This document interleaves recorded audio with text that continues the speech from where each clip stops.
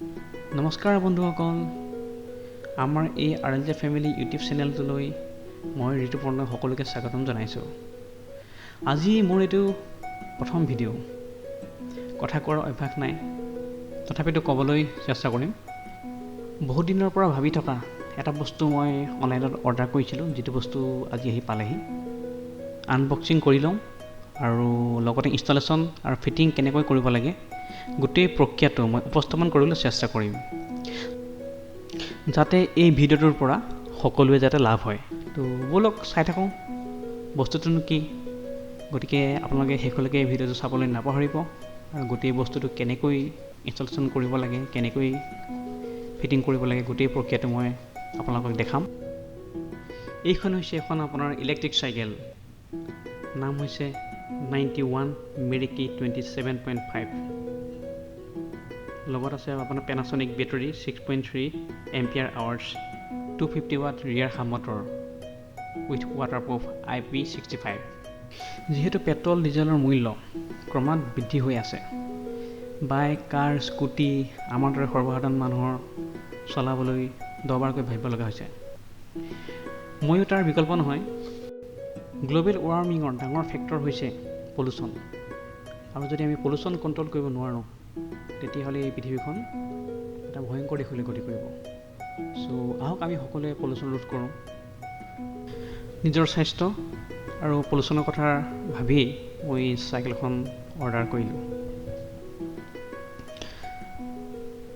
এইটো চাওক, এখন চাইকেল, এখন হ'ল ইলেক্ট্ৰিক চাইকেল, যিখনৰ থ্ৰুদি আপুনি পেডেলো মাৰিব পাৰে, আপোনাৰ বেটেৰীৰ থ্ৰুদি আপুনি চলাব পাৰে।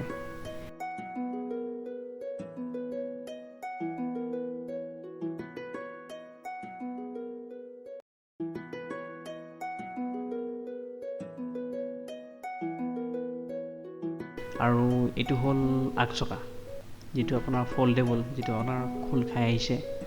তো আমি সেইটো এতিয়া ফিটিং কৰিব লাগিব। তো আগচকাটো পাম একেবাৰে নাই, তো আমি চেক কৰি ল'ম, পাছত কি হয় দেখা যাব।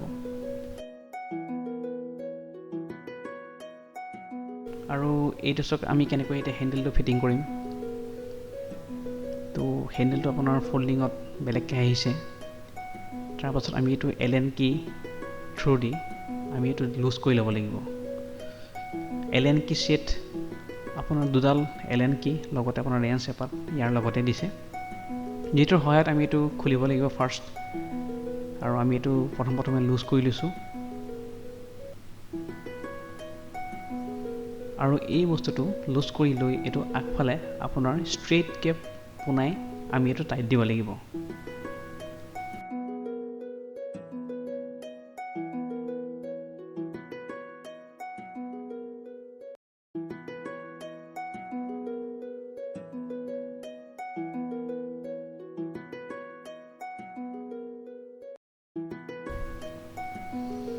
এয়া চাওক, মই টাইট দি দিলোঁ।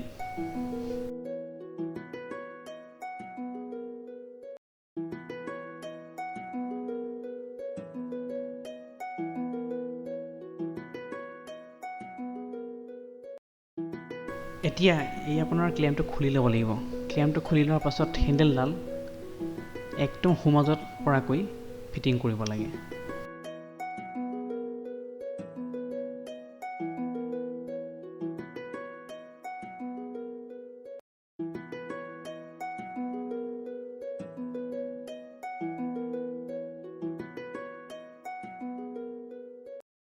এয়া চাওক, হেণ্ডেলডাল এতিয়া ফিটিং হৈ গৈছে। তাৰপাছত আমি এতিয়া ফিটিং কৰিম আপোনাৰ পিছফালৰ যিটো ব্ৰেক, ডিছ ব্ৰেক হয়।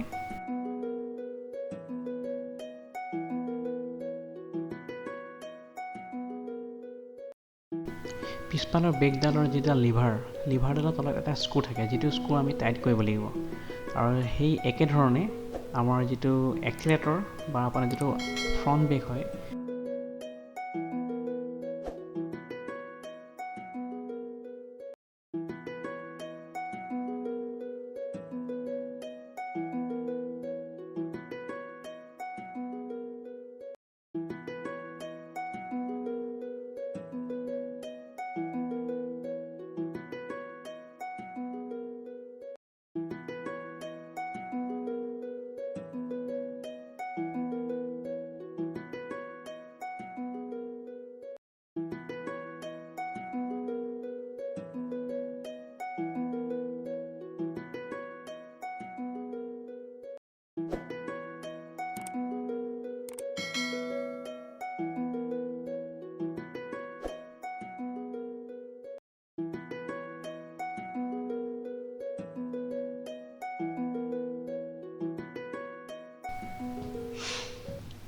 এতিয়া আমি আহোঁ ডিজিটেল কণ্ট্ৰলাৰ, যিটো ইয়াৰ লগতে আহিছে, আৰু সেইটোৱে হ'ল মেইন আপোনাৰ ইলেক্ট্ৰনিক চাইকেলৰ মেইন পাৰ্ট। ইয়াত আপোনাৰ 4টা বুটাম আছে। এটা হ'ল আপোনাৰ পাৱাৰ বুটাম, এটা হ'ল আপোনাৰ প্লাছ, আৰু এটা হ'ল আপোনাৰ মাইনাছ, আৰু লগতে ইয়াত আপোনাৰ বেটাৰী ইণ্ডিকেটৰ, বেটাৰী কিমান আছে তাৰ ইণ্ডিকেট কৰিব।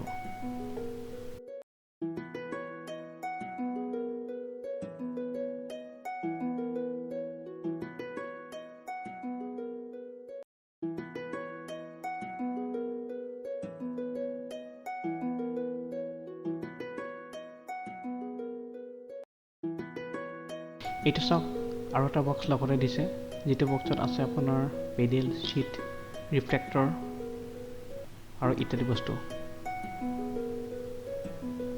প্ৰথমতে দেখুৱাইছোঁ মই এইটো ছিট, ধুনীয়াকৈ আপোনাৰ পেকিং কৰি দিছে।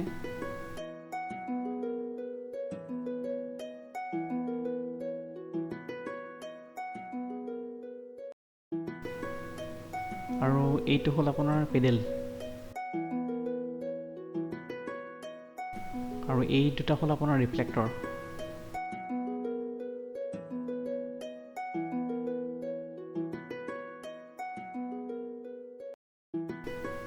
এতিয়া মই ৰিফ্লেক্টৰকেইটা ইনষ্টলেশ্যন কৰিম।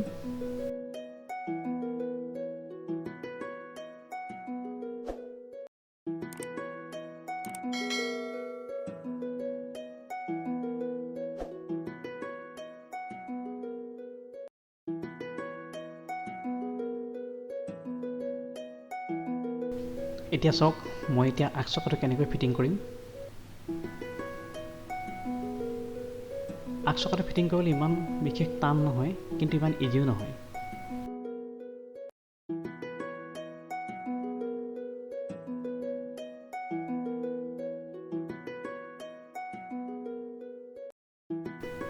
এইটো চাওক, ইয়াৰ লগত এটা দামী বল লগাই থোৱা আছে, যিটো নেকি আমি খুলি ল'ব লাগিব। তাৰ পাছত আমি চকাটো ফিটিং কৰিব পাৰিম।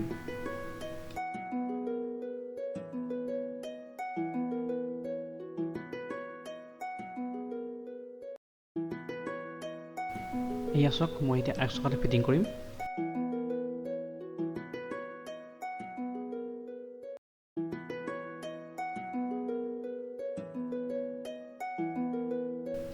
আগ চকাটো ফিটিং কৰাত অলপ সাৱধান হ'ব লাগে। তাত দুডাল স্প্ৰিং দিয়া থাকে, ভিতৰত স্প্ৰিং থাকে, সেই স্প্ৰিংকেইডাল লাহেকৈ খুলি ল'ব লাগে।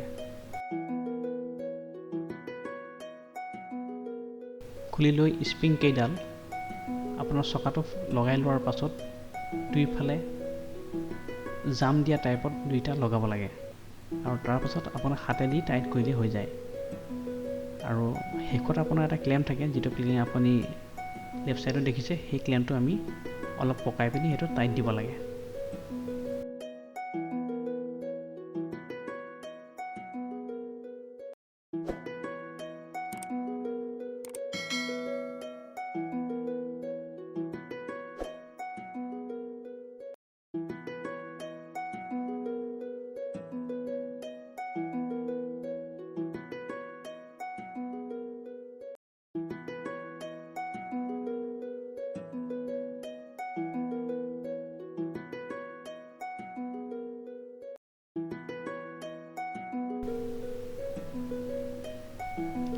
এই আগ চকাটো লগাই কমপ্লিট হৈ গ'ল। এতিয়া ফ্ৰীলি মুভ কৰিছে, আৰু ব্ৰেকটো চেক কৰোঁ, ডিছ ব্ৰেকটো লাগি গ'ল।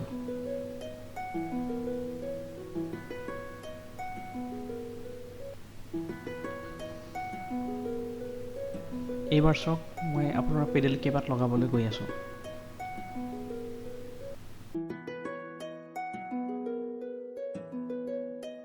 ৰাইট ছাইডৰ পেডেল পাত আপোনাৰ ক্লকৱাইজ ডাইৰেকশ্যনত ঘূৰাব লাগিব, আৰু হাতেৰে আপুনি পকাই দিয়াৰ পাছত, ঘূৰোৱাৰ পাছত আপুনি তাৰপাছত ৰেঞ্চেদি তাত টাইট কৰি দিলেই হ'ল।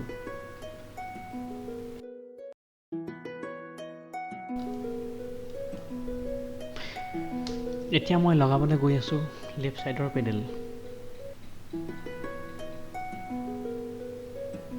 লেফ্ট ছাইডৰ পেডেল পাত এণ্টি ক্লকৱাইজ ডাইৰেকশ্যনত ঘূৰাব লাগিব, আৰু ঘূৰাই পিনি শেষত আপুনি ৰেঞ্চেদি টাইট কৰি দিলেই হ'ল।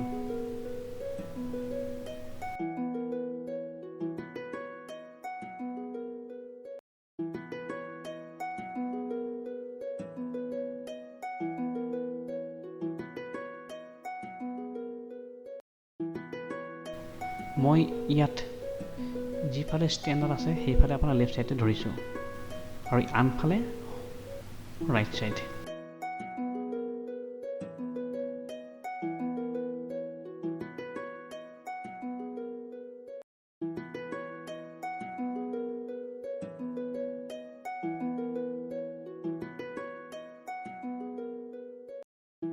এতিয়া মই ছিটটো ফিটিং কৰিবলৈ গৈ আছোঁ। ছিটটো ফিটিং কৰিবলৈ একেবাৰে সহজ।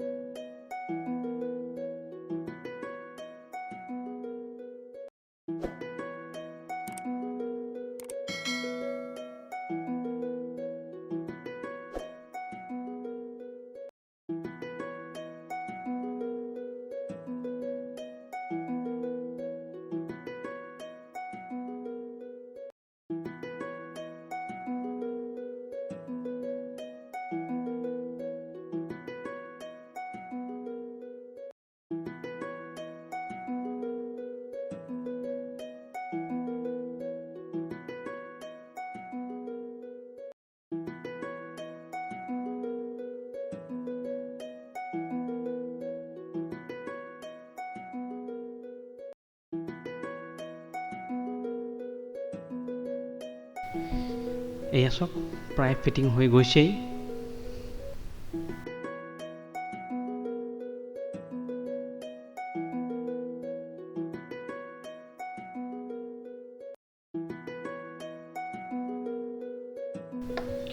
এতিয়া মই বেক ছাইডৰ ৰিফ্লেক্টৰটো ফিটিং কৰিম।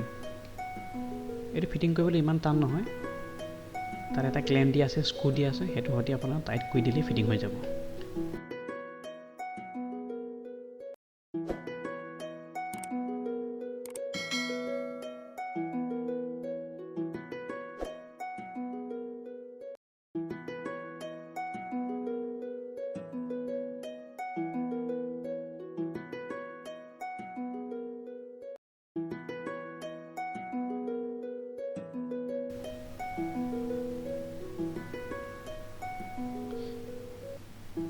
ইয়াৰ আপোনাৰ ছিটৰ হাইটটো এডজাষ্ট কৰিবলৈও একেবাৰে ইজি।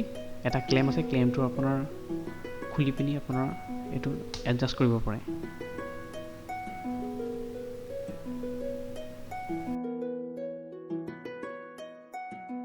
লগতে আৰু এটা বক্স দিছে, যিটো বক্সত আছে আপোনাৰ এডাপ্টাৰ চাৰ্জাৰ, যিটোৰ থ্ৰুদি আমি চাইকেলখন চাৰ্জ কৰিব পাৰোঁ।